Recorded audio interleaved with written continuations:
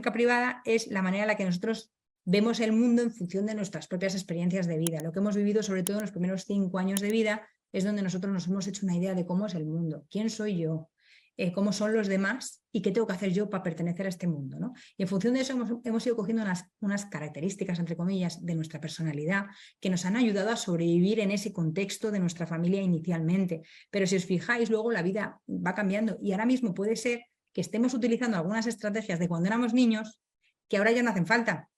Cuando éramos niños tenía sentido, ahora no. Claro, entonces sería interesante. Un ejemplo para entender la lógica privada sería cuando pasamos la primera Navidad en casa de nuestra familia política.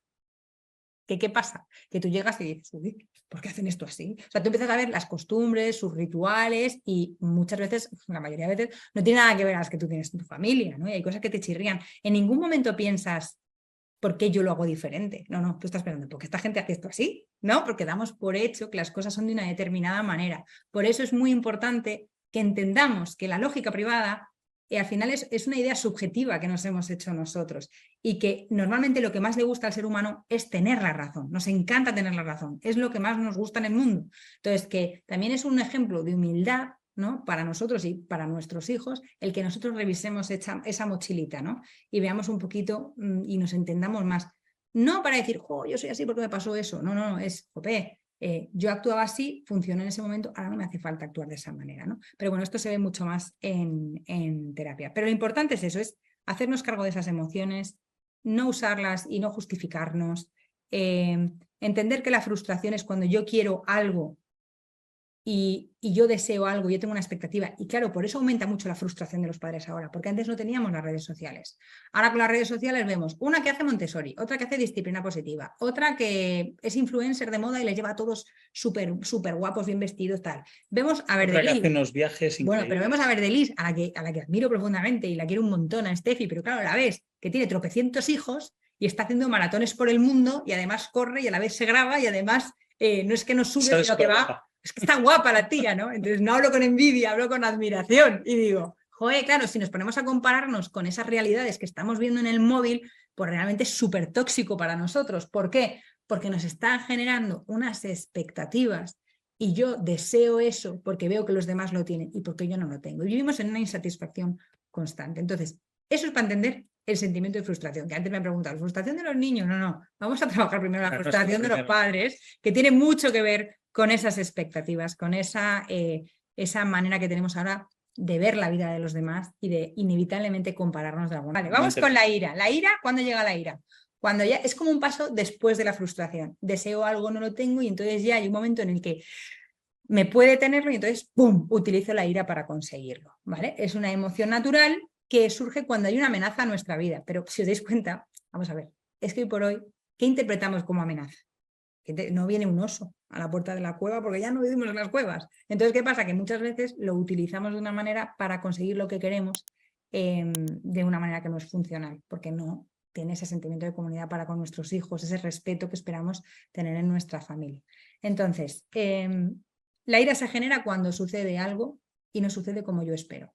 Cuanto más rígida sea mi lógica privada, mi manera de entender el mundo y mi manera de entender que las cosas es que hay que hacerlas bien. Y cuando yo pregunto, ¿pero qué es hacerlas bien?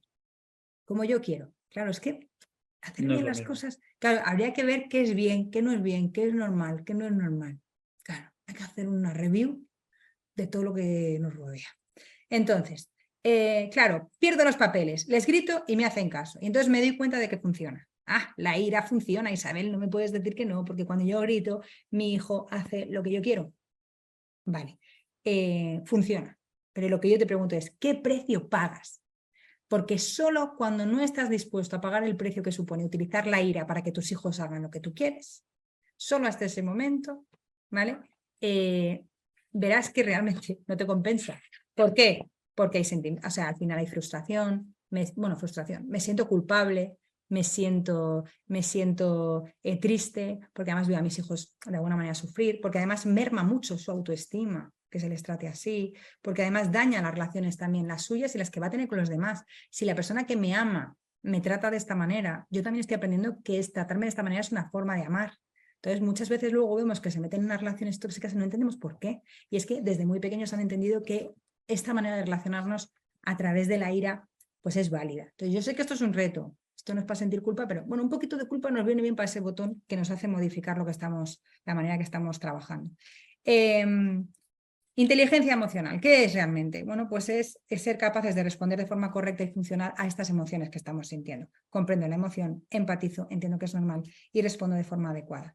Entonces, ser capaz de responder de una manera adecuada es lo que realmente va a marcar la diferencia. O sea, el éxito en la vida es una buena salud mental. De hecho, todos aquellos que uno de los objetivos que tenemos como padres es que nuestros hijos saquen buenos estudios, tened por seguro que lo más importante que podemos hacer como padres es darles ese equilibrio emocional para que ellos puedan aprender de una forma mucho más eficiente. Y para mucho eso te más... tienes que cuidar tú, Mari. Claro, entonces esta es la importancia de educar en positivo. De hecho, David Bueno, y con esto ya termino, David Bueno dice que hay estudios que han demostrado ya que educar en positivo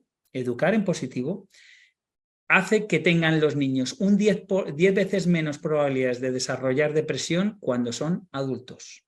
La depresión, la ansiedad o cualquier otro desequilibrio en cuanto a la salud emocional hace que efectivamente eso que queremos para nuestros hijos, que es la felicidad, la búsqueda de la felicidad, que es legítima, sea prácticamente, bueno, pues no iba a decir imposible, pero muy difícil. Por lo tanto, ¿qué es lo que tenemos que hacer como padres? Pues nosotros lo que tenemos que hacer como padres es ocuparnos, no preocuparnos, pero sí ocuparnos de la salud emocional de nuestros hijos.